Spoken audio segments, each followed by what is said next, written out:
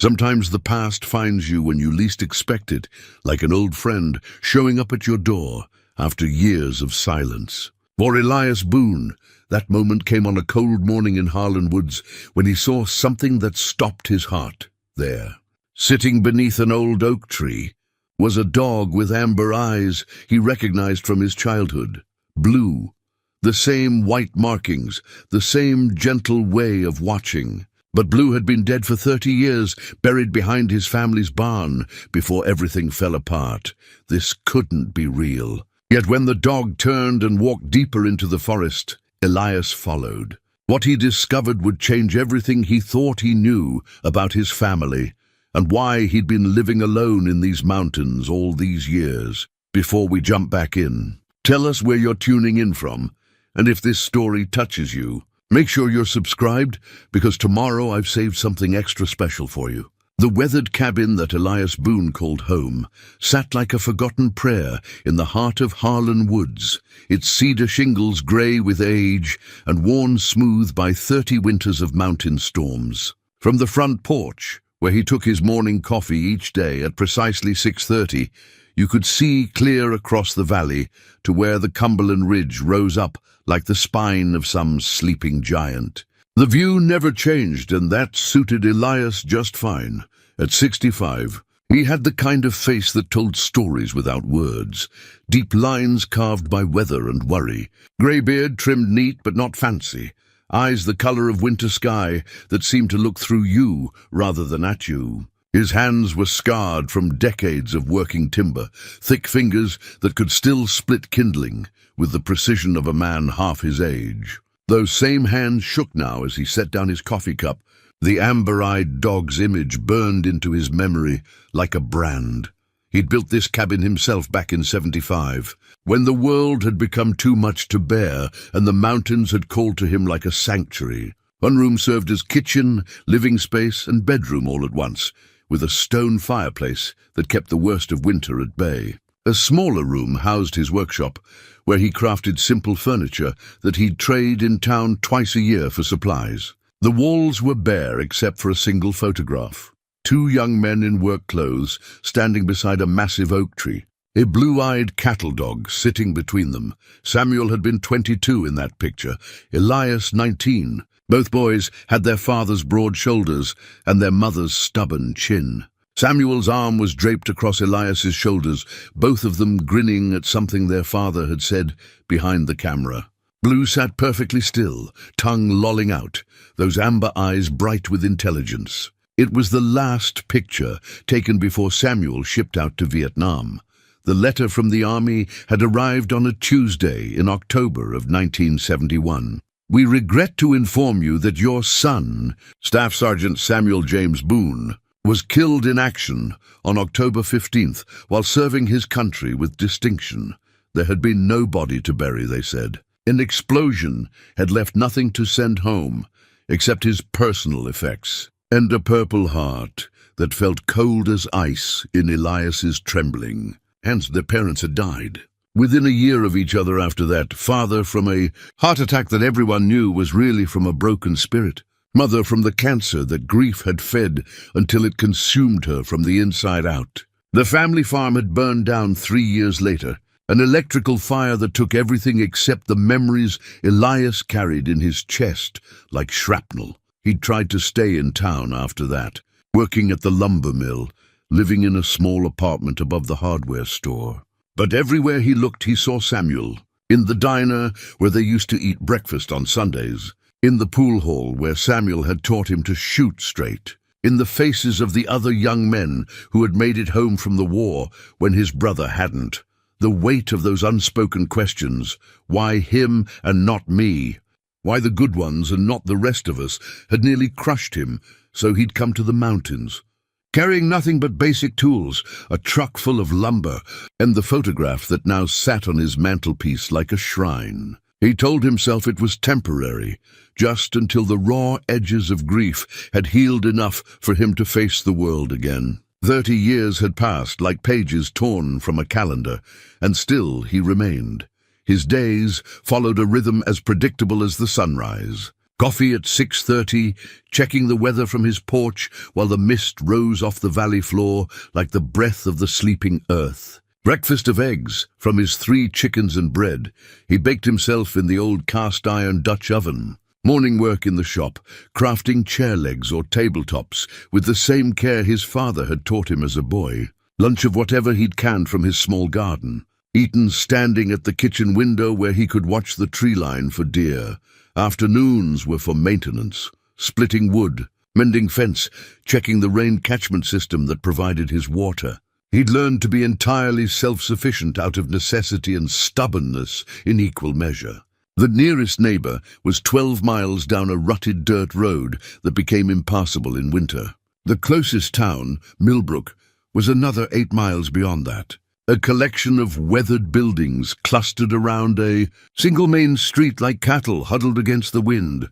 He made the trip to town only when absolutely necessary. Twice a year to trade his furniture for supplies.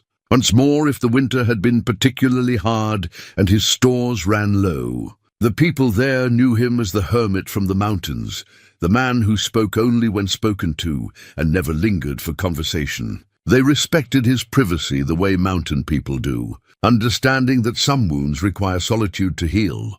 Even if that healing takes decades, evenings found him on the porch again, watching the light fade from the sky while he whittled or repaired whatever needed fixing. He'd grown comfortable with silence, had learned to read the mountain's moods in the way the wind moved through the trees, in the calls of the nightbirds, in the distant howl of coyotes hunting in packs. It was a hard life, but an honest one, free from the complications and disappointments that seemed to follow human contact like shadows. Yet sometimes, in the deepest part of winter, when the snow piled higher than the windows and the only sound was his own breathing, he wondered what Samuel would think of the man his little brother had become. Would he be proud of the craftsmanship Elias had developed, the way he could coax beauty from raw wood with just his hands and simple tools? Or would he be disappointed that Elias had chosen hiding over living, survival over connection? The photograph never answered, but Elias kept asking anyway, talking to it sometimes when the silence grew too heavy. He'd tell Samuel about the weather, about the family of foxes that denned near the creek each spring, about the old black bear he'd named Methuselah, who came around every fall looking for easy pickings from the apple tree. Simple conversations that helped fill the vast emptiness Samuel's absence had carved from his heart. Blue had died the winter before Samuel shipped out, saving Elias from a young bear that had wandered too close to their fishing spot down by Miller's Creek. The dog had thrown himself between Elias and the confused, frightened animal, taking a swipe of claws across his ribs that opened him up like a feed sack. Samuel had carried Blue 2 miles back to the house, both of them crying, while Elias pressed his shirt against the wounds that wouldn't stop bleeding. They'd buried Blue behind the barn, under the big walnut tree, where he used to sleep in the summer shade. Samuel had carved Blue Boone, good dog, into a piece of oak and driven it deep into the earth. For weeks afterward, Elias would catch himself looking for that familiar blue-grey form trotting along beside him. Would save scraps from dinner before remembering there was no one to feed them to. Now, 30 years later, sitting in his kitchen with his hands wrapped around a coffee cup that had long since gone cold, Elias tried to make sense of what he'd seen in the woods, the rational part of his mind, the part that had learned to accept loss and move forward, insisted it had been a trick of light, wishful thinking made manifest by too many years of isolation. Dogs didn't live 30 years. The dead stayed dead. The past was a country you could visit in memory, but never return to in flesh. But those eyes, ember as honey in sunlight, intelligent and patient and knowing. The way the animal had tilted its head when it saw him, the same questioning gesture Blue had made 1,000 times when trying to understand human speech. The white blaze down the muzzle, the way it moved with that peculiar rolling gait that had been Blue's signature since he was a pup, learning to keep up with 2 energetic boys. Elias pushed back from the table and walked to the mantelpiece, lifting the photograph with careful hands.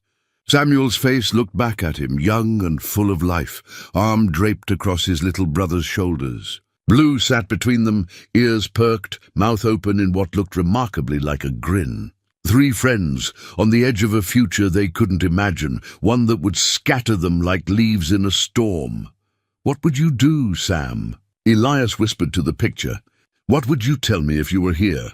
The photograph offered no answers, but something in Samuel's eyes, that steady, fearless gaze that had never wavered even as a boy, seemed to challenge him. Samuel had never backed down from a mystery, never let the impossible stop him from investigating. He'd been the one to explore every cave in the county, to follow every deer trail to its end, to ask the questions that adults preferred to leave unasked.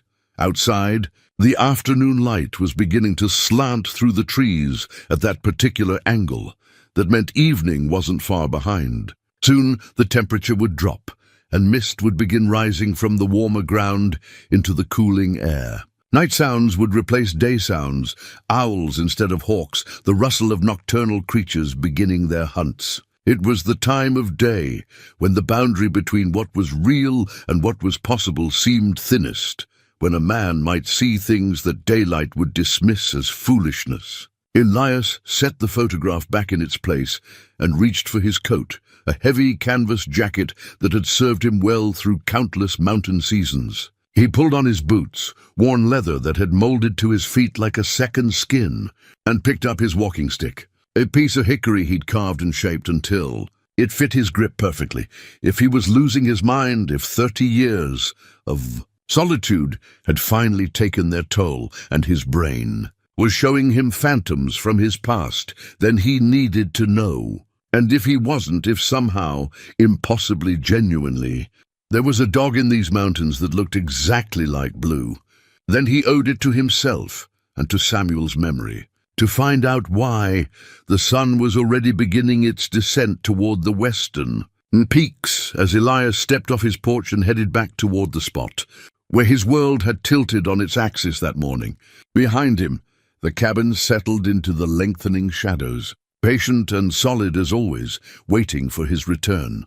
The old oak where Elias had first seen the dog stood like a cathedral pillar against the darkening sky, its massive trunk scarred by decades of storms and seasons. As he approached, his walking stick tapping against the forest floor, every shadow seemed to hold the possibility of amber eyes watching from the darkness. The evening mist was beginning to rise, turning the familiar woods into something otherworldly and strange. He reached the base of the tree and stopped, his breathing heavier than the gentle slope should have warranted. His heart hammered in his chest as he searched the gathering gloom for any sign of movement. Nothing, just the whisper of wind through leaves and the distant call of a screech owl, claiming its territory for the night. Blue, the word escaped his lips before he could stop it, sounding foolish and desperate in the vast silence of the forest.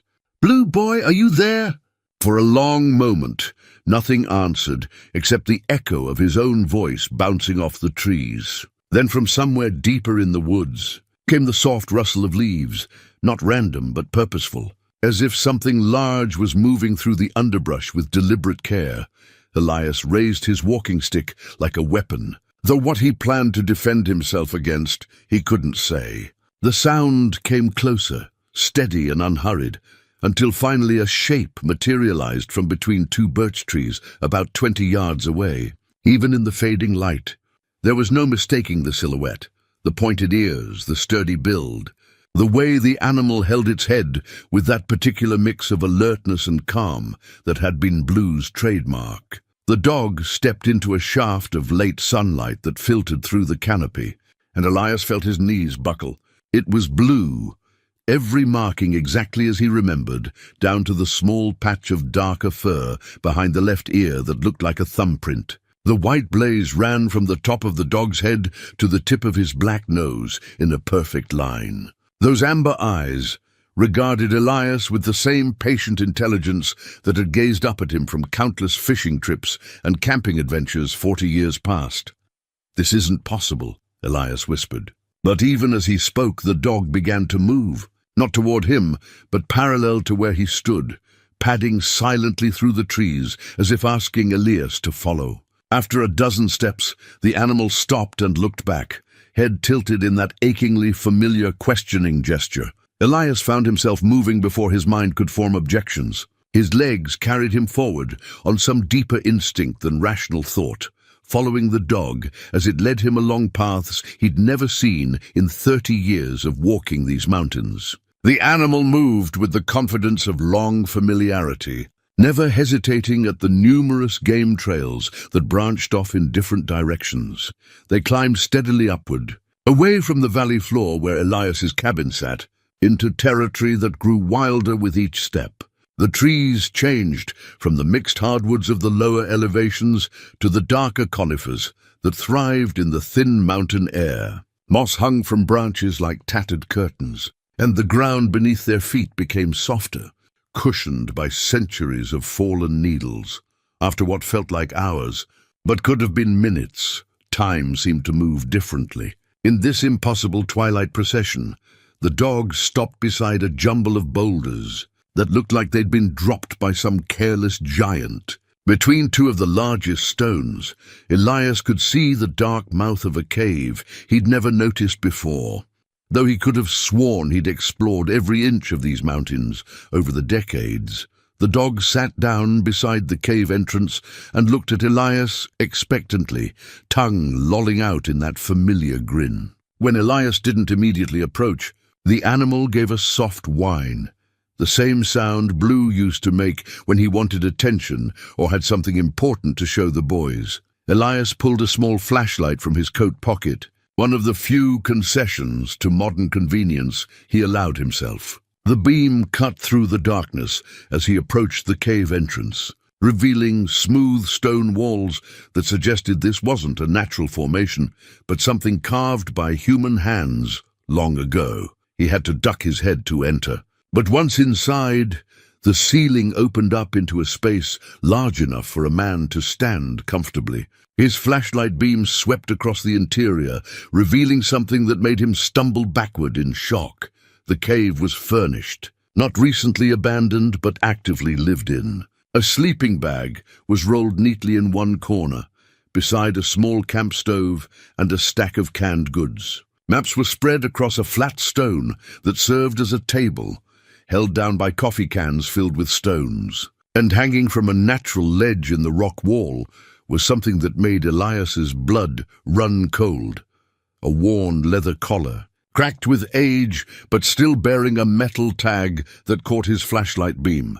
With trembling hands, Elias lifted the collar from its resting place and brought it close to the light. The leather was soft with wear, shaped by years of use around a dog's neck. The metal tag was green with oxidation, but he could still make out the letters stamped into its surface. Blue Boone. It was impossible. He'd buried this collar with Blue 35 years ago, had watched Samuel lower the dog into the ground behind their family barn. Yet here it was, as real as the stone walls around him, as solid as the ground beneath his feet.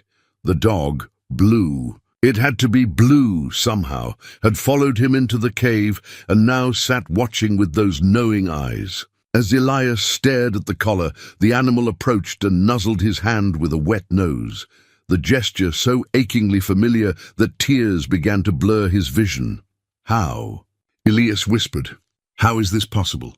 Blue offered no answers, but he moved to the stone table where the maps were spread and placed one paw on the largest chart. Elias followed, his flashlight revealing topographical maps of the entire mountain region, marked with red X's and connected by lines drawn in pencil. Some locations were circled in blue ink, others crossed out entirely. It looked like someone had been conducting a systematic search of some kind, covering ground that would take months to traverse on foot. Beside the maps lay a leather-bound journal, its pages yellowed with age and damp.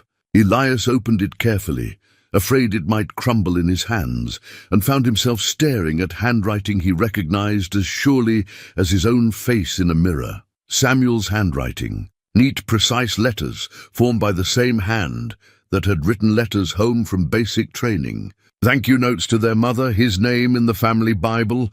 The first entry was dated just over 5 years ago.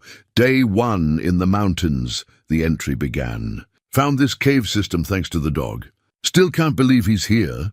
Still can't understand how, but I've learned to stop questioning miracles when they show up wearing familiar faces. The others think I'm crazy, talking to a ghost dog, but Blue's been the best tracker we've had. He found this place when we needed it most. Elias flipped through more pages, his hands shaking so badly he could barely hold the journal steady. Entry after entry in Samuel's careful script, detailing life in hiding, mentioning the others repeatedly, describing a network of men living off the grid in these mountains. Veterans, from what Elias could piece together, men who had found it impossible to return to normal life after their wars. One entry, dated 3 months ago, stopped him cold. Blue led me to the old oak today. The one where we used to meet when we were kids playing hide and seek. He keeps going there, like he's waiting for someone. Sometimes I think he knows things the rest of us don't, sees connections across time that we can't understand. If something happens to me, if I don't make it through what's coming, maybe he'll find a way to bring Elias here. My little brother deserves to know the truth. The journal slipped from Elias's numb fingers and fell to the stone floor with a sound like thunder in the small space. Samuel was alive, had been alive for years, living in these mountains, hiding from something or someone. And Blue, somehow, impossibly, Blue had been with him, had been waiting at that oak tree for Elias to find him. Outside the cave, night had fully fallen, and the mountain darkness was complete. But inside this small stone chamber, lit by his small flashlight, Elias felt like he was standing at the center of a mystery that would reshape everything he thought he knew about his life, his family, and the nature of what was possible in this world. Blue nudged the journal with his nose, then looked up at Elias with those patient amber eyes, as if to say, "Now you're beginning to understand. But this is just the beginning." Elias spent the night in the cave, unable to tear himself away from Samuel's journal, even as his flashlight batteries grew dim. Blue curled up beside him like he had countless times during their boyhood camping trips, his warm presence the only thing keeping Elias anchored to sanity as he read entry after entry that rewrote his understanding of the last 30 years. Samuel's words painted a picture of a man haunted by more than just war. The entries spoke of shame that cut deeper than any wound, of things done in the jungles of Vietnam that no amount of time could wash clean. He wrote about nightmares that followed him across oceans and decades, about the impossibility of returning to a world that expected him to be the same boy who had left Harlan County in 1970. "The army told everyone I was dead," one entry read, dated 2 years ago. Maybe that was for the best. The Samuel who came back from that place wasn't the same one who left. He died over there, piece by piece, until all that remained was someone wearing his face. I couldn't go home and pretend to be a hero when I knew what I'd become. As dawn light began to filter through the cave entrance, Elias found the entry that made his blood run cold. Samuel wrote about a night patrol in 1971, about orders that came down from Lieutenant Bradley, orders that no decent man should have been asked to follow. A village that intelligence claimed was harboring enemy combatants. Samuel's careful handwriting described the horror that followed. The realization that the intelligence had been wrong, that they had murdered innocent people based on lies and assumptions. I was the only one who spoke up. Samuel had written, "When we got back to base, I told them what really happened. Told them about the children, about the old man who begged for mercy in broken English. Bradley said it was them or us, said war made these choices necessary. But I couldn't live with it. I filed a report. The consequences had been swift and brutal. Bradley, who came from a political family with connections reaching all the way to Washington, made it clear that Samuel's version of events would never see the light of day. Within weeks, Samuel found himself assigned to the most dangerous missions, sent on patrols that felt more like assassination attempts than military operations. "He's trying to get me killed," Samuel had written. "Make it look like an accident so his secret stays buried." The other boys in the unit, they're scared too. They know if I disappear, no one will ever question what happened in that village. But I've made copies of everything, hidden them where Bradley will never find them. The staged death had been Samuel's own idea. He crafted with the help of a medic named Rodriguez, who couldn't stomach Bradley's cover-up.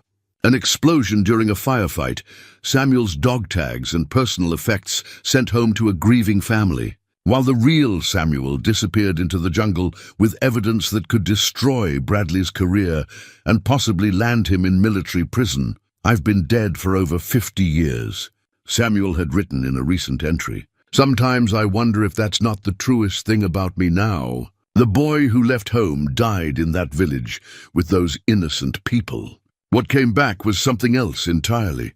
But then there were other entries, ones that spoke of hope found in unexpected places. Samuel wrote about finding other veterans in these mountains, men who, like him, had discovered that the world they'd been promised didn't exist anymore, that the hero's welcome was reserved for wars with cleaner endings and clearer victories. They'd formed a loose community of the forgotten and the haunted, taking care of each other in ways the government and society had failed to do.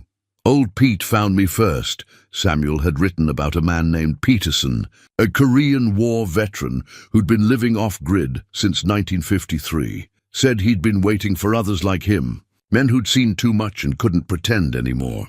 "There's a network of us scattered through these mountains, Appalachia's full of places where a man can disappear if he needs to." As Elias read, Blue stirred beside him, lifting his head and looking toward the cave entrance with an alertness that suggested he'd heard something the human ears couldn't detect. The dog rose silently and padded to the mouth of the cave, where he sat perfectly still, watching and listening. The journal revealed that Bradley had not been content to let sleeping dogs lie.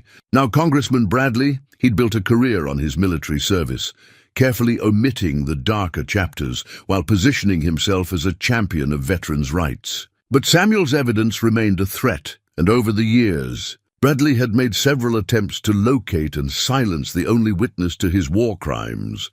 "He's got people looking for me," Samuel had written just 6 months ago. "Mercenaries, not government. Men who know how to hunt and kill without leaving questions behind. I've moved the evidence to a new location, told Blue where to find it if something happens to me. Sounds crazy, I know, but that dog understands more than any creature has a right to. If I don't make it, maybe he'll find a way to get word to Elias." The final entries spoke of a growing desperation, of hunters closing in and time running short. Samuel had made peace with his own death, but he couldn't bear the thought of Bradley continuing to profit from the blood of innocents. The last entry, dated just 2 weeks ago, contained coordinates and a simple message.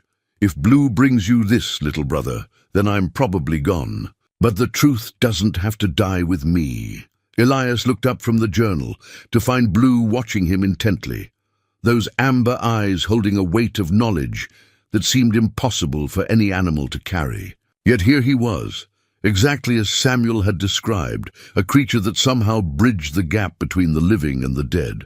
"Between past and present. You've been taking care of him all these years, haven't you?" Elias whispered, reaching out to scratch behind Blue's ears. The dog leaned into his touch, and for a moment, Elias could almost feel Samuel's presence in the small cave, as if his brother's love for both of them had somehow kept Blue anchored to this world, long past his natural span.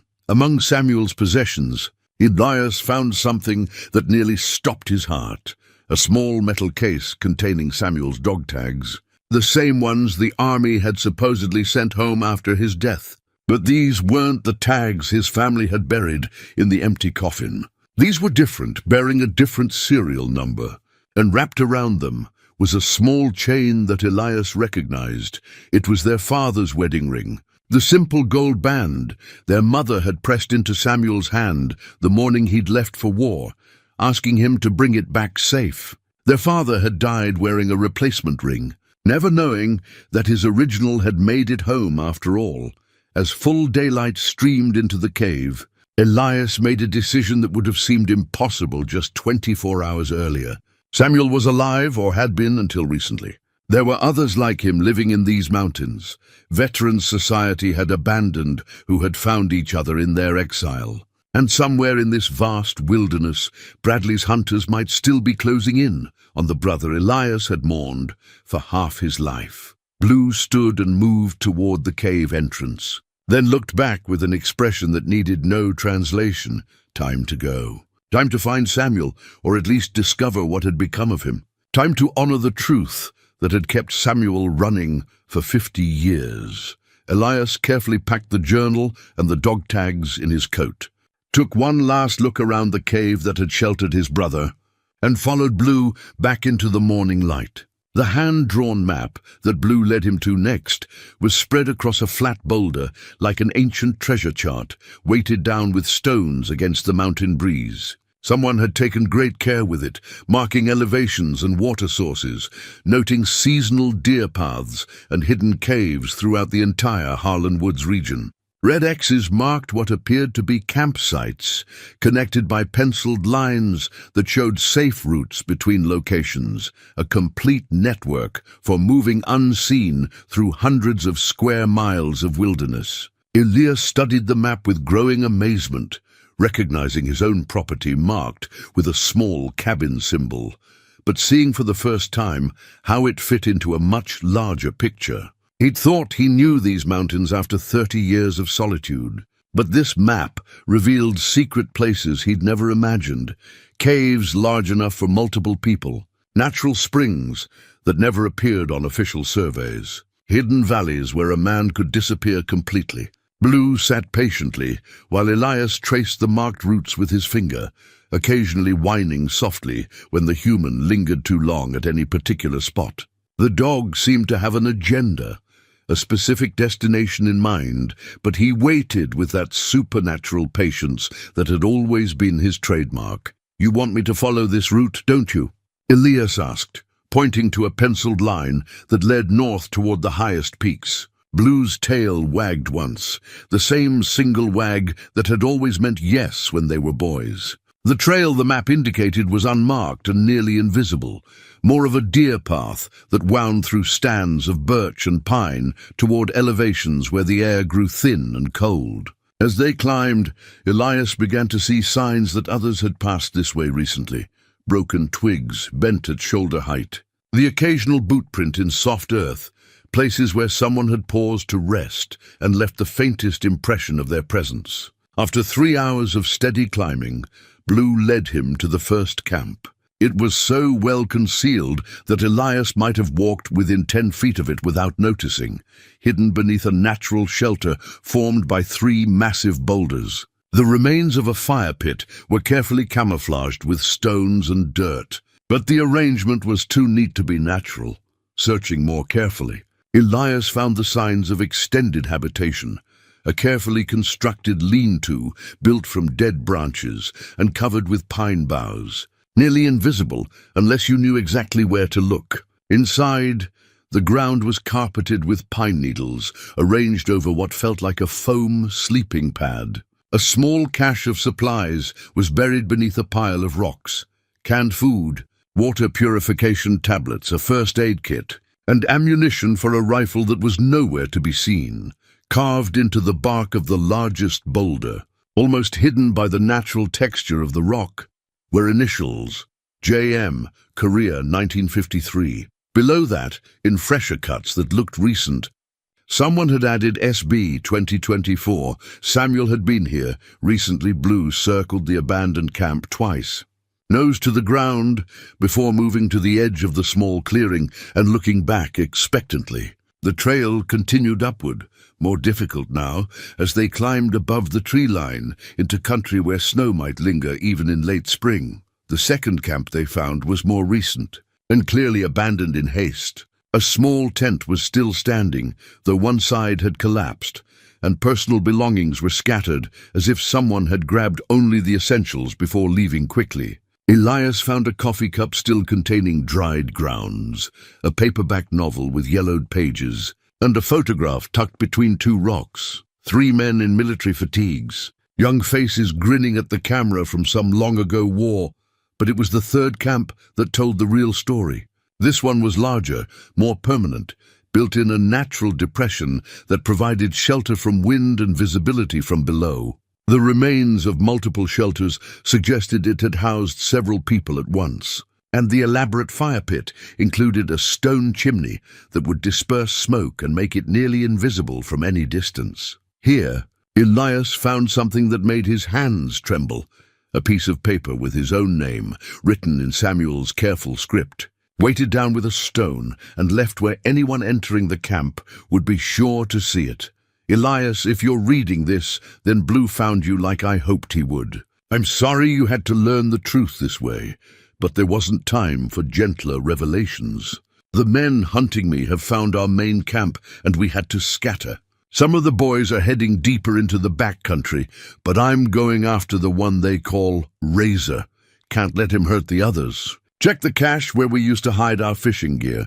You'll know the place. The evidence is there. Everything Bradley doesn't want the world to see. If I don't make it back, make sure it gets to someone who can use it. Our family deserves better than lies. Sam Elias read the note 3 times before the words fully sank in. Samuel wasn't just hiding anymore.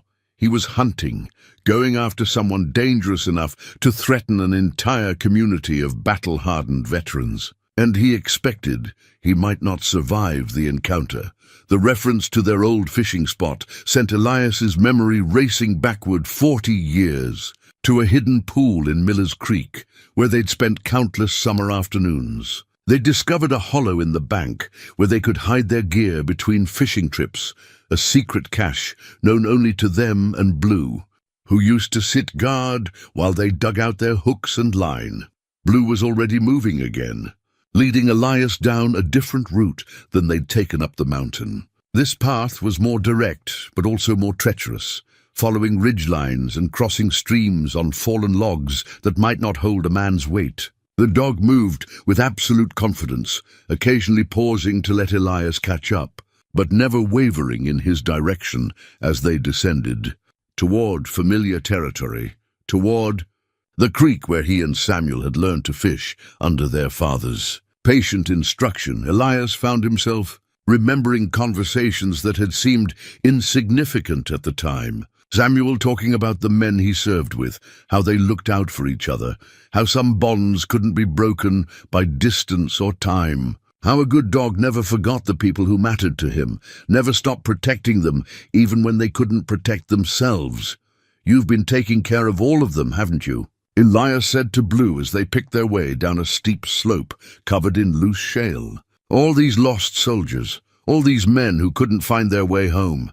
Blue's ears perked forward, and his pace increased slightly. They were getting close to something important, something that would either bring Samuel back to him or confirm that his brother was truly gone this time, beyond even Blue's ability to bridge the gap between worlds. The sun was beginning its descent toward the western peaks when they finally reached Miller's Creek, its familiar voice singing over stones that had known their footsteps as boys. The fishing hole looked exactly as Elias remembered it, though smaller somehow, the way childhood places always seemed to shrink when viewed through adult eyes. But the hollow in the bank was larger than it had been, carefully expanded and concealed with a covering of stones and earth that would fool casual observers. Blue sat beside it and fixed Elias with those knowing amber eyes, waiting for him to uncover whatever Samuel had left for him to find. Inside the expanded hollow at Miller's Creek, wrapped in oilcloth and sealed in a metal ammunition box, Elias found the faded photograph that would haunt his dreams for years to come. The image showed 2 young men in work clothes standing beside a massive oak tree, himself and Samuel at 19 and 22, with Blue sitting between them, tongue lolling out in that familiar grin. But this wasn't the copy that sat on his mantelpiece at home. This was the original. And tucked behind it were dozens of other photographs he'd never seen, pictures of their childhood that their mother must have taken without them knowing. Samuel teaching Elias to whittle on the front porch, both boys helping their father repair the barn roof, Blue chasing them through the apple orchard behind the house. Images of a family that had seemed solid and permanent, captured in moments of ordinary happiness that felt precious beyond measure now that everyone in them was gone, except Samuel wasn't gone. The evidence lay spread across the creek bank in neat stacks, organized with the same methodical care their brother had always brought to important tasks. Military documents, photographs, witness statements, and copies of reports that painted a picture of systematic cover-up reaching far beyond one lieutenant's war crimes. The original incident report that Samuel had filed in Vietnam was there, along with Bradley's response and the orders that followed. Orders designed to get Samuel killed in action before he could cause more trouble. But Samuel had been more thorough than his superiors realized. He documented everything, made copies, gathered statements from other soldiers who'd witnessed Bradley's actions. Jesus. Sam, Elias whispered as he read through testimonials from men who'd served under Bradley. Story after story of unnecessary risks taken with soldiers' lives, of orders that seemed calculated to increase casualties, of a commanding officer who treated his own men as expendable assets in his quest for promotion and glory. One statement, signed by a Sergeant Rodriguez, detailed how Bradley had deliberately sent patrols into known enemy strongholds without adequate support, then blamed the resulting deaths on enemy action. Another described Bradley forcing wounded soldiers back into combat before they'd healed, leading to permanent disabilities that could have been avoided with proper medical care. But it was Bradley's own words that provided the most damning evidence. Samuel had somehow obtained copies of letters Bradley had written to his father, a powerful senator, bragging about his aggressive tactics and his ability to make hard choices that other officers wouldn't make. In one letter, dated just weeks after the village massacre, Bradley wrote, "War requires a certain ruthlessness that weaker men can't stomach. I've eliminated the bleeding hearts from my unit and now we get results." The eliminated bleeding hearts, Elias realized, had been men like Samuel, soldiers with consciences who wouldn't stay quiet about atrocities. Some had been transferred, others had died in suspicious circumstances. But Samuel had been smart enough to document everything before his own staged death. As the afternoon light began to fade, Elias found himself studying a map that showed Bradley's rise through the political ranks after the war, from lieutenant to congressman to his current position as chairman of the House Veterans Affairs Committee, a bitter irony that wasn't lost on Elias, the man who'd spent his military career destroying the lives of soldiers now positioned himself as their greatest advocate. Blue had been lying patiently beside the creek while Elias read, but now the dog's head came up sharply, ears pricked forward.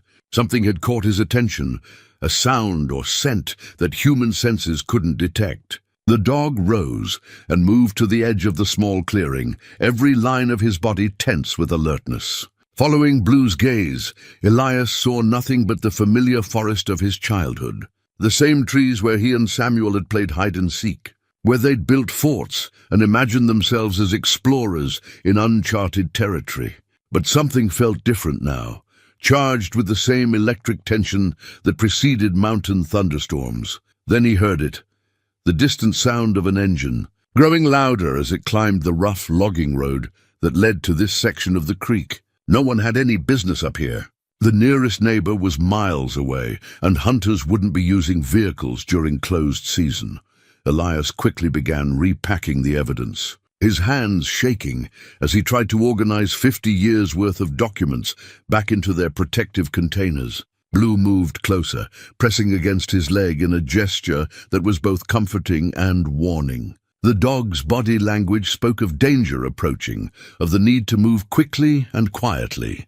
The engine sound stopped somewhere above them, near where the old logging road curved around the hill. Car doors slammed, 2, maybe 3, and voices carried on the still air, too distant to make out words but close enough to send ice through Elias's veins. These weren't hunters or hikers. The voices had a professional quality, clipped and efficient, like men conducting business rather than recreation. Blue touched his nose to Elias's hand and looked meaningfully toward a dense stand of pines across the creek. There was a path there, Elias remembered now, barely visible, more of an animal trail than anything humans would normally use. But he and Samuel had known every secret way through these woods, had memorized routes that could get them home even in the dark, moving as quietly as 65-year-old joints would allow. Elias finished packing the evidence and sealed the ammunition box. The weight of it surprised him. All of Samuel's pain and hope and desperate courage contained in 10 pounds of metal and paper. As he lifted it, a loose photograph slipped out and fluttered toward the creek. Blue moved like lightning, catching the picture gently in his teeth before it could touch the water. As he handed it back to Elias, their eyes met, and in that moment, Elias understood something that defied rational explanation. This wasn't just a dog helping a human.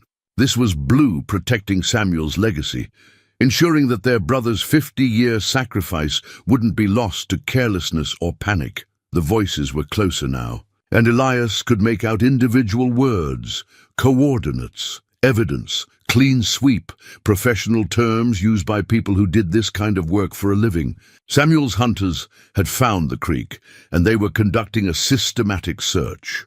With Blue leading the way, Elias waded across the creek at its shallowest point, trying not to splash, trying not to leave obvious tracks in the mud on either side. The cold mountain water soaked through his boots and made each step treacherous on the slippery stones. But Blue chose their route carefully, finding solid footing even in the uncertain light. Once across, they climbed the steep bank and disappeared into the pine forest just as flashlight beams began to probe the area around their childhood fishing spot. Behind them, harsh voices discussed search patterns and evidence collection with the casual efficiency of men who'd done this many times before.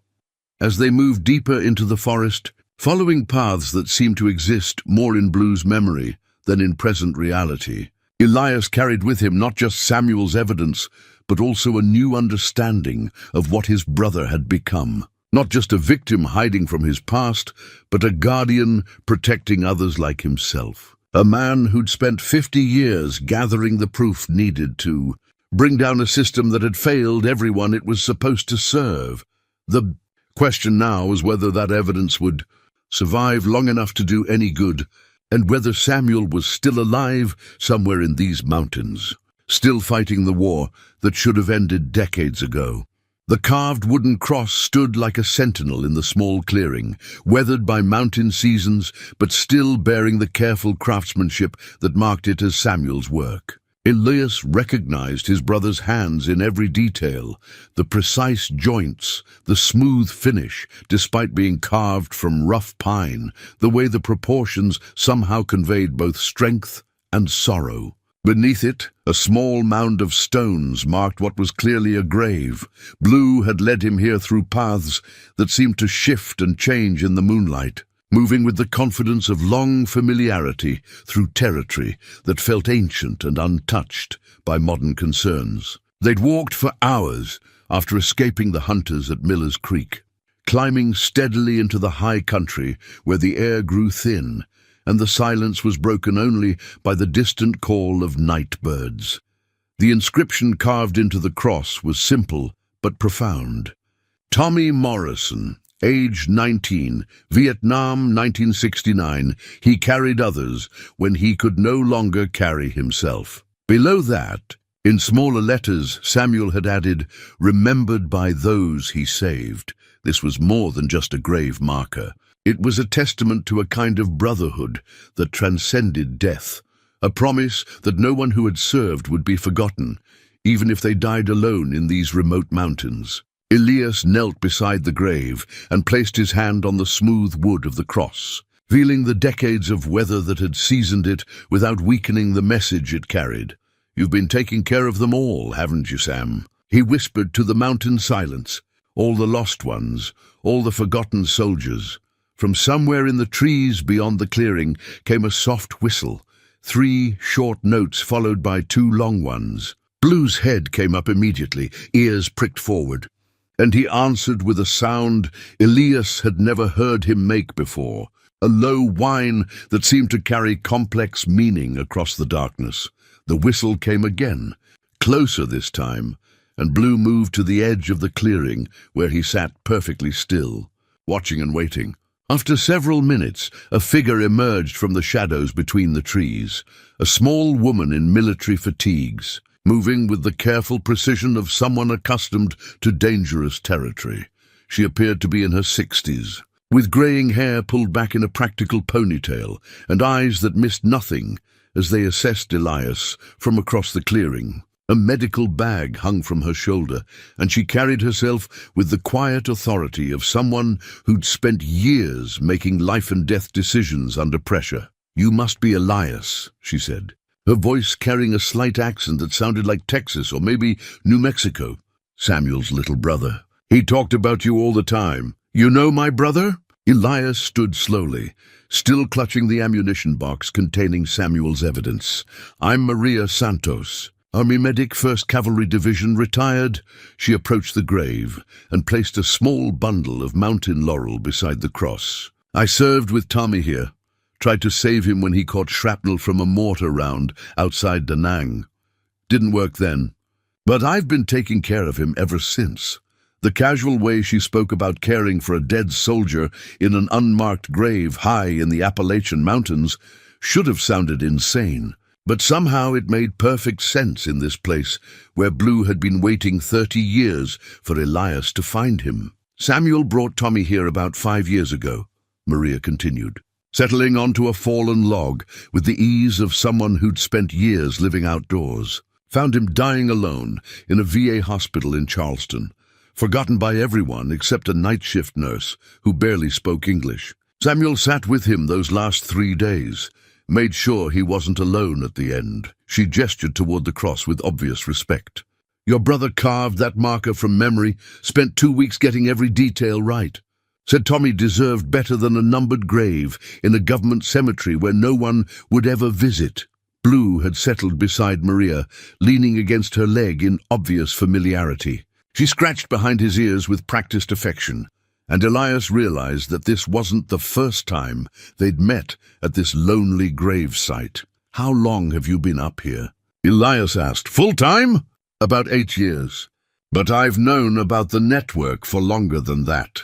There are maybe 30 of us scattered through these mountains, men and women who found that civilian life didn't fit anymore after what we'd seen."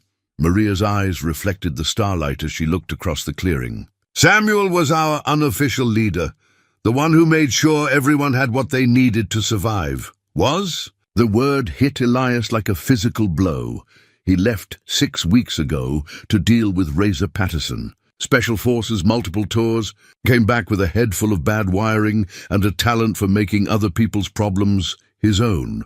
Maria's voice carried the weight of someone delivering news she'd hoped never to share.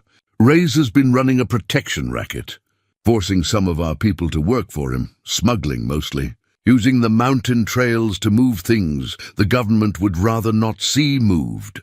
She stood and walked to the far edge of the clearing, where the ground dropped away into a valley that stretched for miles in the moonlight.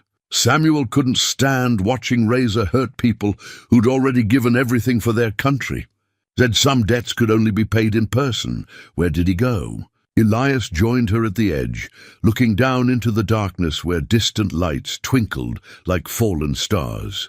"There's an old mining camp about 20 miles north of here, up in the high country where the roads don't go. Razor's been using it as his base of operations." Maria turned to study Elias's face in the dim light. "Samuel left instructions for me to give you a message if anything happened to him." She reached into her medical bag and pulled out a sealed envelope with Elias's name written in Samuel's careful script. Inside, he found a single sheet of paper covered in his brother's handwriting. "Little brother, if Maria is giving you this, then I've probably gone to settle accounts with Razor and it didn't go the way I hoped. Don't blame yourself for not being here sooner. Some roads a man has to walk alone. The evidence you're carrying is more important than my personal vendetta. Get it to someone who can use it. There's a journalist in Washington named Sarah Chen who's been investigating Bradley for years. She'll know what to do with it. But first, I need you to do something for me. There are 7 men still trapped in Razor's operation, good soldiers who deserve better than being forced into criminality to survive. They're at the mining camp, and if I don't make it back, they'll need someone to get them out. Blue knows the way. Trust him. He's never led us wrong. Sam, below that, Samuel had added a postscript that made Elias's hands tremble. I kept our father's ring all these years, hoping someday I could put it back on his grave where it belongs. If you find me, make sure it gets there. Some promises shouldn't be broken even by death. Maria was watching him carefully as he read. There's something else, she said quietly. Razor sent word 3 days ago that he's got Samuel prisoner. He wants to trade your brother for the evidence Samuel collected on Bradley. Says if we don't bring him everything by tomorrow night, he'll start sending pieces of Samuel down the mountain. The casual brutality of the threat hung in the air between them like smoke from a funeral pyre. Elias looked down at the ammunition box in his hands, then back at Maria's weathered face. You're not seriously considering giving Bradley's evidence to that animal, he said. No, Maria replied. I'm considering something much more dangerous. Samuel always said that family was worth any risk, any sacrifice. He spent 50 years protecting people he considered family, even when they were strangers. She gestured toward Tommy's grave. Now, it's our turn to protect him. The Purple Heart lay nestled in the hollow of an ancient oak tree, wrapped in an oilcloth that had protected it from decades of weather. But it was the letter beneath it that shattered everything Elias thought he knew about his family's history. His hands shook as he unfolded the pages, Samuel's careful handwriting blurring through tears he hadn't expected to shed. Blue had led him here in the grey hour before dawn. After Maria had explained the layout of Razor's mining camp and the impossible odds they faced trying to rescue Samuel and the 7 trapped veterans. The dog had become increasingly agitated as they'd planned their approach, finally breaking away from the group and padding off into the forest with that purposeful stride that meant he had something important to show them. The tree was one Elias recognized from their childhood, the old hollow oak, where he and Samuel had hidden treasures and secrets, where they'd carved their initials deep into the bark with their father's pocket knife. But the hiding place had been enlarged, carefully concealed, and turned into a repository for Samuel's most precious possession and his darkest secret. My dearest brother, the letter began. If you're reading this, then the truth can finally be told, and the burden I've carried for 50 years can finally be shared. I pray you'll understand why I kept this from you, why I let you believe I was dead rather than reveal what really happened in that village in Vietnam. Maria read over Elias's shoulder, her face growing increasingly grim as the story unfolded. Samuel's account of the massacre was more detailed and more horrifying than anything he'd written in his journal. But it was what came next that transformed everything they thought they understood about Bradley's cover-up and Samuel's decades of hiding. The village we destroyed wasn't harboring enemy combatants, Samuel had written. It was being used as a refugee camp by families fleeing the fighting. But that wasn't the worst of it. Among the dead were 3 American POWs who had escaped from a prison camp 2 days earlier. They'd made it almost to safety when Bradley ordered us to open fire on everything that moved. Elias felt the blood drain from his face as he read the next paragraph. One of those POWs was still alive when we reached the village. He managed to tell me his name and unit before he died in my arms. Staff Sergeant Robert Chen, 1st Infantry Division, reported missing in action 6 months earlier. He had a daughter back home, he said. A little girl named Sarah who would be starting school soon. Sarah Chen, Maria whispered. The journalist Samuel mentioned in his letter to you. The one who's been investigating Bradley. The pieces fell into place with sickening clarity as Elias continued reading. Samuel had tracked down the families of the murdered POWs after the war. had spent years gathering evidence not just of Bradley's war crimes, but of his systematic cover-up of American casualties. Sarah Chen wasn't just a journalist investigating corruption. She was the daughter of one of Bradley's victims, and she'd been working with Samuel for over a decade to bring down the man who'd killed her father. "I've been feeding Sarah information for years," Samuel's confession continued, "but always anonymously, always through intermediaries. She doesn't know I was there when her father died, doesn't know I held his hand while he whispered her name. How could I tell her that I failed to save him, that I was part of the unit that destroyed his only chance of coming home?" But the letter held one more revelation that changed everything about their current situation. "Bradley isn't the only one hunting me. Sarah's investigation got too close to the truth, and someone tried to kill her last month, a car bomb that killed her research assistant instead. The same people who've been tracking me are now after her, and I'm the only one who can prove what really happened in that village." Maria grabbed Elias's arm, her grip tight with urgency. "If Sarah Chen has been targeted, then this isn't just about silencing Samuel anymore. This is about eliminating everyone who knows the truth about those POWs." The final pages of Samuel's letter contained coordinates and detailed instructions for reaching a hidden cache where he'd stored copies of everything: photographs, military records, witness statements, and most damning of all, audio recordings he'd made of Bradley bragging about the village massacre to his political cronies years later. "I recorded Bradley at a fundraising dinner in 1985, Samuel had written. "He was drunk and feeling invincible, telling war stories to impress potential donors. He described the village action as necessary pragmatism, eliminating security risks before they could compromise American positions. He laughed when he mentioned the POWs, said they should have stayed hidden if they wanted to live. But the most chilling revelation was saved for last. Bradley's been using his position on the Veterans Affairs Committee to identify and eliminate anyone who might know too much about Vietnam-era cover-ups. The veterans' suicide statistics everyone talks about. A significant percentage of those deaths weren't suicides at all. They were assassinations made to look like the desperate acts of broken soldiers." Elias looked up from the letter to find Maria staring at him with a mixture of horror and understanding. "How many?" she asked quietly.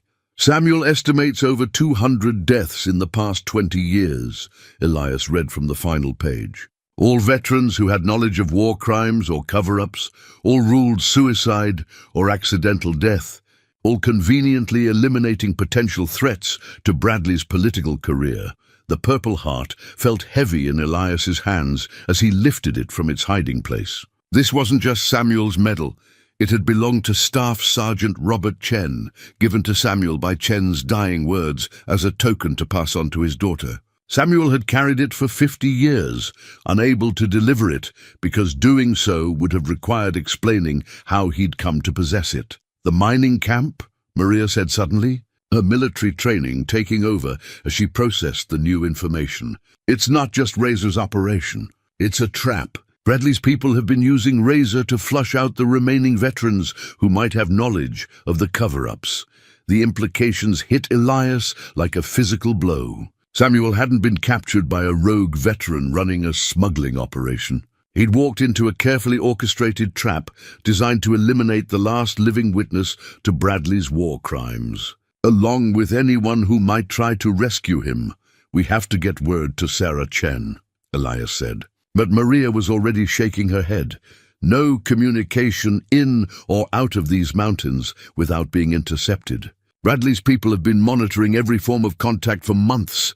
She studied the coordinates Samuel had left. "But if we can reach his final cache, if we can get all the evidence to the outside world at once, they'll kill Samuel the moment they realize we're not bringing them what they want," Elias finished. Blue had been sitting patiently throughout their conversation, but now he stood and moved to the base of the hollow oak, pawing at a spot where the ground looked recently disturbed. Digging carefully, Elias uncovered a small metal box containing one final surprise, a two-way radio and a sheet of frequencies, along with a note in Samuel's handwriting. emergency frequencies for military units still loyal to the old codes of honor. If you're reading this, broadcast on frequency 147.52 at exactly 0600 hours. Tell them Ghost Dog needs extraction for 7 packages. They'll understand. Maria took the radio with hands that trembled slightly. Ghost Dog was Samuel's call sign in Vietnam. But those frequencies, they're for units that officially don't exist. Special operations groups that handle situations the regular military can't touch. You think they're still monitoring after all these years? Samuel thought they were. He said there were people in the military who knew about Bradley's activities, who'd been waiting for the right moment to act without causing a political crisis. She checked her watch. It's 0545 hours. We have 15 minutes to decide whether we trust your brother's judgment one more time. As the first light of dawn began to filter through the trees, Elias held his brother's purple heart and made a decision that would either save Samuel's life or ensure that his 50-year sacrifice had meaning. The radio crackled to life in Maria's hands, and across the mountains, invisible forces began to move in response to a Ghost's final gambit. Samuel's battle-worn rifle felt like holding a piece of history itself as Elias lifted it from the hidden cache, the same M14 that had carried his brother through the jungles of Vietnam and the mountains of Appalachia. Its wooden stock scarred by decades of hard use, but its action still smooth and precise. The weapon was clean, oiled and ready, with a scope that had been added years after the war and bore the small scratches that marked it as Samuel's careful handiwork. The radio transmission at 600 hours had been brief but effective. Maria's voice, steady and professional, had delivered Samuel's coded message to frequencies that officially didn't exist. The response had come within minutes, a calm, authoritative voice confirming receipt of the message and providing coordinates for a rendezvous point where assets would be in position by 1800 hours. Now, as afternoon shadows lengthened across the high mountain valley, Elias found himself part of something that felt both impossible and inevitable.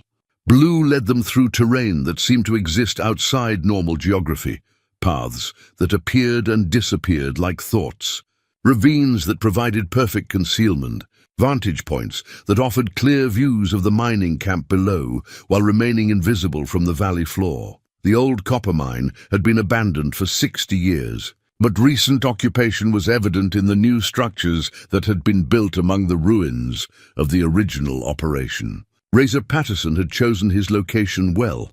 The camp sat in a natural bowl, surrounded by steep ridges, with only 2 approaches that wouldn't require technical climbing skills. It was easily defensible and virtually impossible to assault without taking heavy casualties. Through Samuel's rifle scope, Elias could see the layout of the enemy position with crystal clarity. The main building was a restored mining office that now served as Razor's headquarters, surrounded by several smaller structures that had been reinforced with sandbags and steel plates. Guard towers constructed from lumber and corrugated metal provided overlapping fields of fire across the entire valley floor. 12 hostiles visible, Maria reported from her position on the opposite ridge, speaking into a throat microphone that connected her to Elias and the approaching military assets. 2 in each tower, 4 patrolling the perimeter, 2 stationed at the main entrance, 2 more I can see through the windows of the headquarters building. Elias adjusted the scope and studied the faces of the guards. These weren't the broken veterans he'd expected to find working for Razor.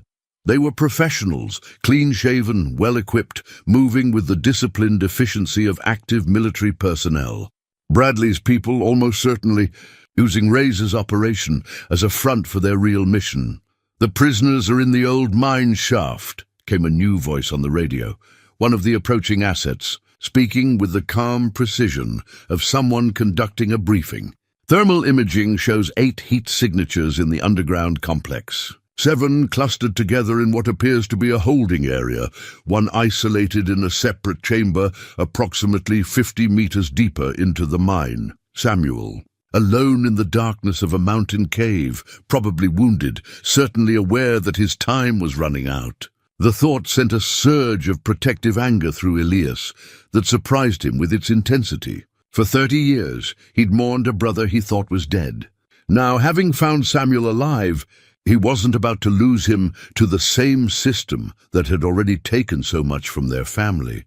Blue had positioned himself at a natural observation post where he could see the entire mining camp, his body perfectly still except for his eyes, which tracked every movement below with the intensity of a predator selecting targets. Occasionally, he would look back at Elias with an expression that seemed to communicate complex thoughts, patience mixed with urgency, confidence tempered by awareness of the stakes involved. As the sun began its descent toward the western peaks, the radio crackled with updates from the approaching military assets. Overwatch team in position on Ridge Alpha, sniper team ready on Ridge Bravo, extraction helicopter standing by at Rally Point Charlie, ETA to target 15 minutes from go signal. The voice belonged to someone accustomed to command, someone who spoke with the authority of successful operations behind him. Ghost Dog's final message indicated the primary target should be taken alive if possible. Congressman Bradley wants this whole thing buried, which means he needs Samuel dead and all evidence destroyed. We have a narrow window to extract the prisoners and secure the evidence before additional hostiles arrive. Maria's voice came through the radio with a note of concern. Movement on the access road. 3 vehicles approaching from the south, moving fast.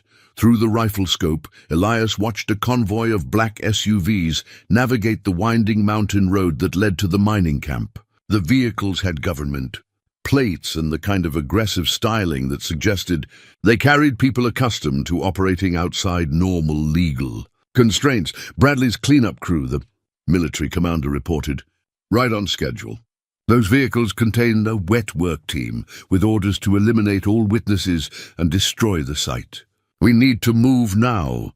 The plan was elegant in its simplicity and terrifying in its complexity. The military assets would create multiple diversions, drawing the guards' attention away from the mine entrance while Elias and Blue approached from the blind spot identified in Samuel's intelligence. Maria would provide sniper support, taking out the tower guards when the action started. The helicopter would extract all prisoners once the immediate area was secured. What could go wrong, Elias reflected grimly, was just about everything. They were outnumbered, outgunned, and operating in hostile territory against professional killers who had every advantage except surprise. The only things working in their favor were Samuel's detailed intelligence and the supernatural abilities of a dog who had spent 50 years guiding lost souls through impossible situations. All units. "This is command," the radio voice announced. "Execute in 60 seconds. Overwatch and Bravo teams, you are authorized to engage on my mark. Extraction team, be ready to move fast and hard once we have control of the landing zone." Elias checked Samuel's rifle one final time, ensuring the safety was off and a round was chambered. The weight of the weapon felt familiar, despite the decades since his last military service. Muscle memory awakening from some deep place where training never entirely faded.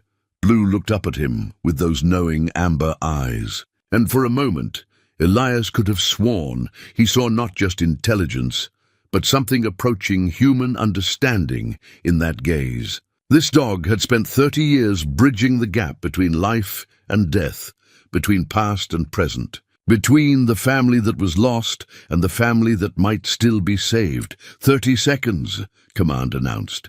Below them, the mining camp continued its normal routine, unaware that the mountain's silence was about to explode into violence that would either liberate 8 prisoners or create 8 more. Corpses for Bradley's cover-up, to explain. Away! The black SUVs were almost at the camp entrance now, their occupants probably reviewing final instructions for eliminating everyone present and making it look like a drug deal gone wrong or a dispute between criminal veterans that had escalated beyond control. 15 seconds. Elias positioned himself at the concealed route that would take him down to the mine entrance. The path was treacherous, involving a descent through loose shale and around exposed rock formations that would provide cover from the guards, but no protection if he lost his footing. One mistake would mean a fall that would kill him as efficiently as any bullet. 10 seconds, Maria's voice calm and professional. Targets acquired. Towers 1 and 2, clean shots available. 5 seconds. Blue rose to his feet, every muscle in his compact body coiled with the tension of impending action. He looked once more at Elias, and this time the message was unmistakable. Follow me. Trust me. I'll get you to Samuel. Execute, execute, execute. The mountain silence shattered as the battle for Samuel's life, and the truth he'd protected for 50 years, began with the sharp crack of sniper rifles and the distant roar of an approaching helicopter that would either carry them all to safety or mark the site where the Boone brothers would finally be reunited in death. The evidence box felt like carrying the weight of history itself as Elias sprinted down the treacherous slope behind Blue, the sound of gunfire erupting across the mining camp like thunder rolling through the mountain valleys. Maria's sniper shots had been perfect, both tower guards dropping, simultaneously as the military assets opened up with coordinated fire that sent the remaining hostiles scrambling for cover. Blue moved through the chaos with supernatural confidence, his low profile and dark coat making him nearly invisible as he led Elias through a maze of abandoned mining equipment toward the shaft entrance. The dog seemed to know exactly where each enemy would be looking, when to pause for cover, when to move fast across open ground. The mine entrance loomed ahead, a black mouth carved into the mountainside, reinforced with timber and steel, but obviously not maintained since the original mining operation had shut down. Two guards, who should have been protecting the entrance, lay motionless beside their overturned table, victims of the precise marksmanship that had opened the assault. "Extraction team, we have control of the primary entrance," Elias reported into his throat microphone, his voice steadier than he'd expected, despite the adrenaline coursing through his system. Moving into the mine complex now. The response came from command with crisp efficiency. "Roger, extraction team. Be advised, thermal shows the isolated prisoner has been moved deeper into the complex. Estimate 2 hostiles remain inside with him." Blue was already disappearing into the darkness of the mine shaft, and Elias followed with Samuel's rifle ready, his tactical flashlight cutting through the gloom to reveal wooden support beams and rusted rail tracks that spoke of decades of abandonment. The air was cold and damp, carrying the mineral smell of deep earth and the sharper scent of recent human occupation. They moved through the initial chambers quickly, finding evidence of the prisoners' confinement, sleeping bags, empty food containers, and the kind of improvised sanitation facilities that spoke of long-term captivity. But the prisoners themselves were gone, moved deeper into the mine system as the assault began. The tunnel branched in 3 directions, but Blue never hesitated, leading Elias down the central passage that sloped steadily downward into the heart of the mountain. Their footsteps echoed despite their attempts at stealth, the sound bouncing off stone walls and creating an acoustic environment where determining the source of any noise became nearly impossible. Then they heard it.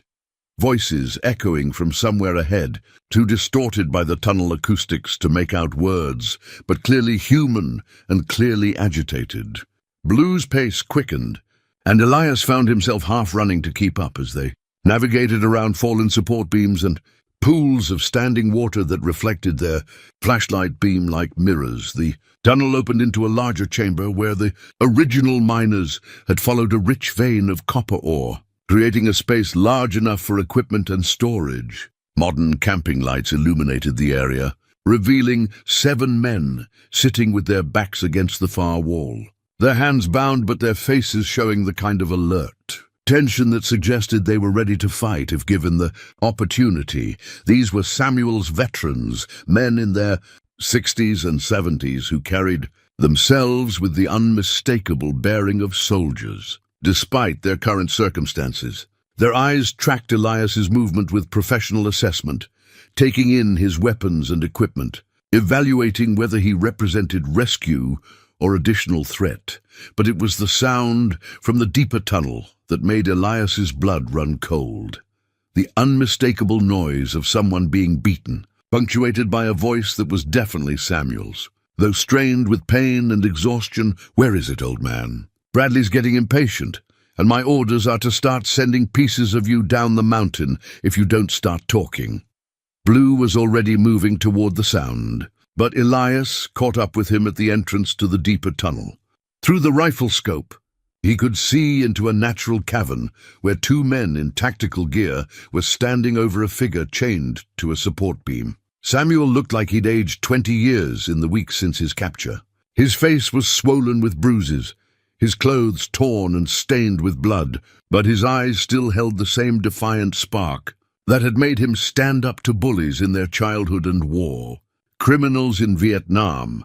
The evidence box in Elias's hand seemed to pulse with its own weight as he realized the impossible choice before him. Samuel was maybe 60 feet away, guarded by two armed professionals who would kill him the moment they realized rescue was imminent. The tunnel offered no cover, no way to approach without being seen, but Blue was looking up at him with those patient amber eyes, and somehow Elias understood what the dog was trying to tell him. This wasn't a choice between Samuel's life and Bradley's evidence. This was the moment when all of Samuel's careful planning, all of his 50-year sacrifice, would either succeed or fail based on one simple act of faith. Trust Blue, follow Blue. Let Blue finish what he'd started 30 years ago when he died protecting the Boone brothers. The final recording device was smaller than Elias had expected, a digital recorder no bigger than his palm, lying beside Samuel's battered form in the deepest chamber of the mine. Even through the rifle scope, he could see the red recording light blinking steadily as his brother's voice, weak but determined, continued speaking into the darkness. "This is Staff Sergeant Samuel James Boone, serial number 2478965, recording my final testimony regarding war crimes committed by Lieutenant William Bradley in Quang Ngai Province, Republic of South Vietnam, October 1971. Blue had vanished into the shadows at the tunnel entrance, moving with that supernatural silence that had always been his trademark. Elias could hear the two guards growing increasingly agitated as they listened to Samuel's confession, realizing that their prisoner was creating evidence even as they tortured him. "Shut him up," the larger guard commanded, raising his rifle butt to strike Samuel across the face. But before the blow could land, Blue materialized from the darkness like a ghost made flesh, 60 pounds of muscle and loyalty launching, himself at the guard's throat with lethal precision. The key attack was so sudden and silent that the second guard barely had time to turn before Elias's shot took him center mass. The sound of Samuel's rifle echoing through the cavern like judgment itself. The first guard went down under Blue's assault, his scream cut short as powerful jaws found their mark. "Blue! Off!" Samuel's command was weak, but still carried the authority that had trained the dog decades ago. Blue released his hold immediately, backing away from the motionless guard to sit beside Samuel's chained form. His tongue lolling out in that familiar grin, despite the blood on his muzzle, Elias rushed into the cavern, his hands shaking as he worked to free Samuel from the chains that had held him captive. Up close, his brother's injuries were even worse than they'd appeared through the scope. Broken ribs, cuts that needed stitches, bruises that spoke of systematic torture. But Samuel's eyes were alert and focused as he looked up at his little brother. "Took you long enough," Samuel whispered, managing a ghost of the grin that had gotten them both into trouble as boys. "I was starting to think Blue had gotten lost." "Never," Elias replied, finally getting the last chain loose and helping Samuel to his feet. "He's been waiting 30 years to bring me to you." The digital recorder was still running, and Samuel reached for it with trembling hands. "Got it all," he said, his voice growing stronger despite his injuries. Everything Bradley said at that fundraiser in '85, everything he told his political cronies about eliminating witnesses. All the names, all the dates, all the evidence Sarah Chen needs to bury him. From somewhere above them came the sound of helicopter rotors and the sharp crack of automatic weapons fire. The extraction was proceeding, but time was running short. Bradley's cleanup crew would be regrouping, calling for reinforcements, doing everything possible to prevent the truth from leaving these mountains. "Can you walk?" Elias asked, supporting Samuel's weight as they moved toward the tunnel entrance. "I can do whatever needs doing," Samuel replied, and despite his injuries, there was steel in his voice that reminded Elias of their father. But first, he reached into his torn shirt and pulled out a small object that caught the light from Elias's flashlight. Their father's wedding ring, still on its chain, still carrying the weight of a promise made 50 years ago. "I kept it safe," Samuel said simply. "Like I promised Mom I would."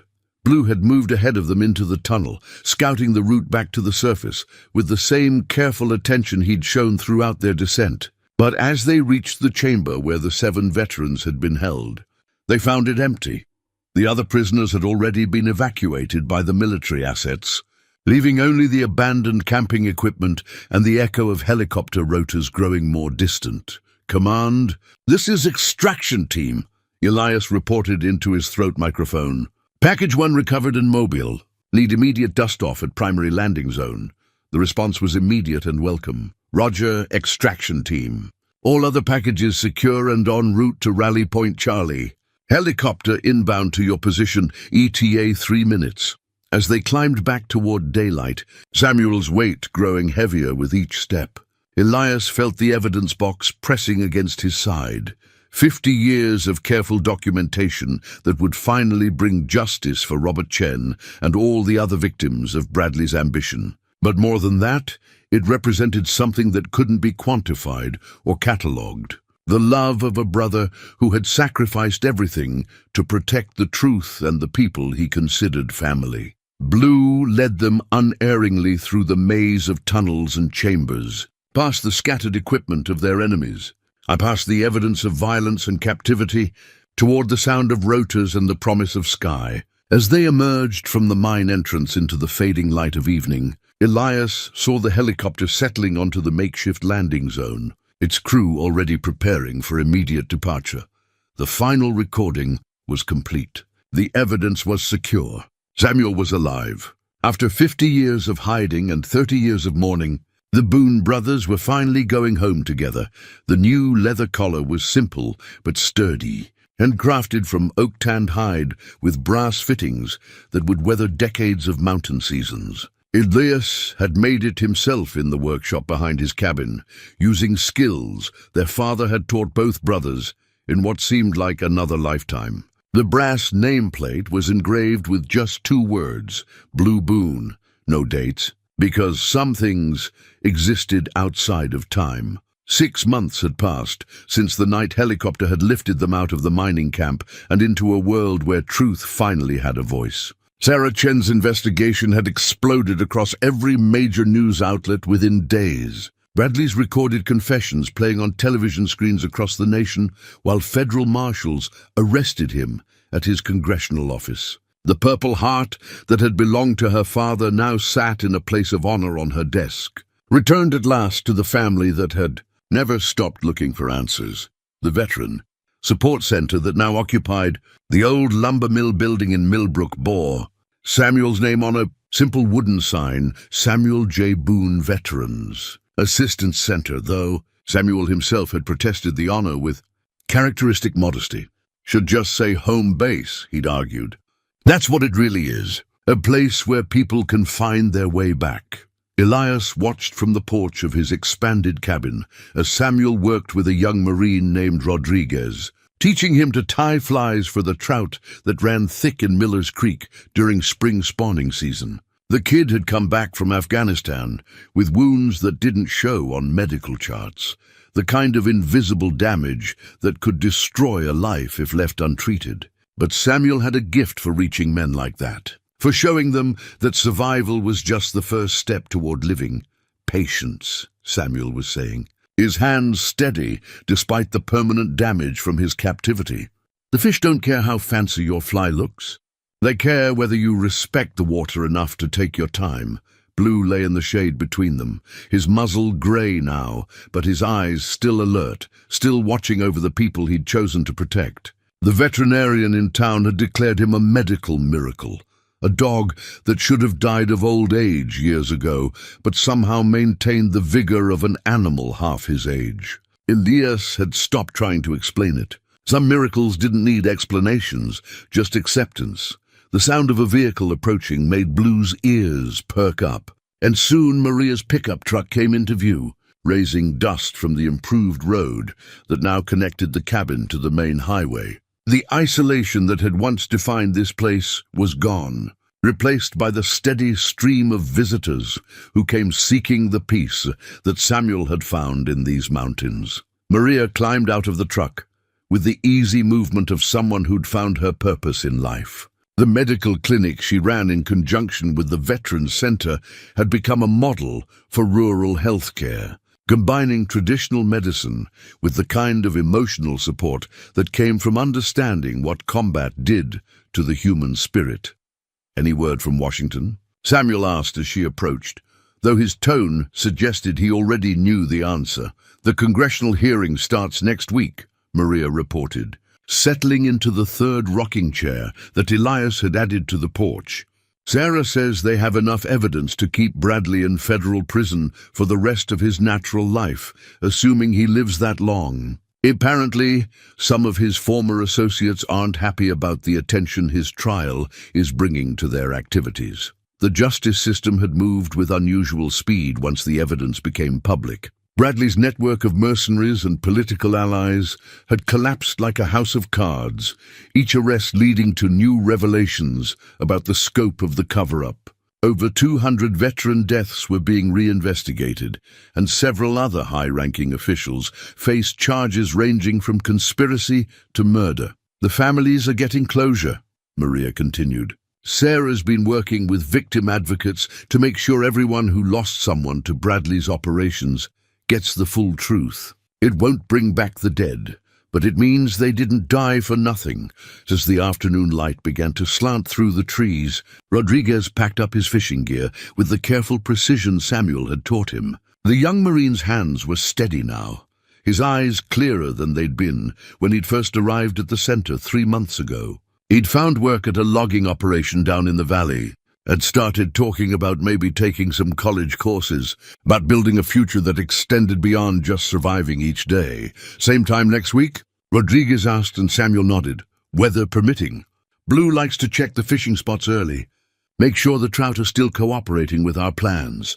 After Rodriguez left, the 3 old friends sat in comfortable silence, watching the sun paint the mountain peaks in shades of gold and purple.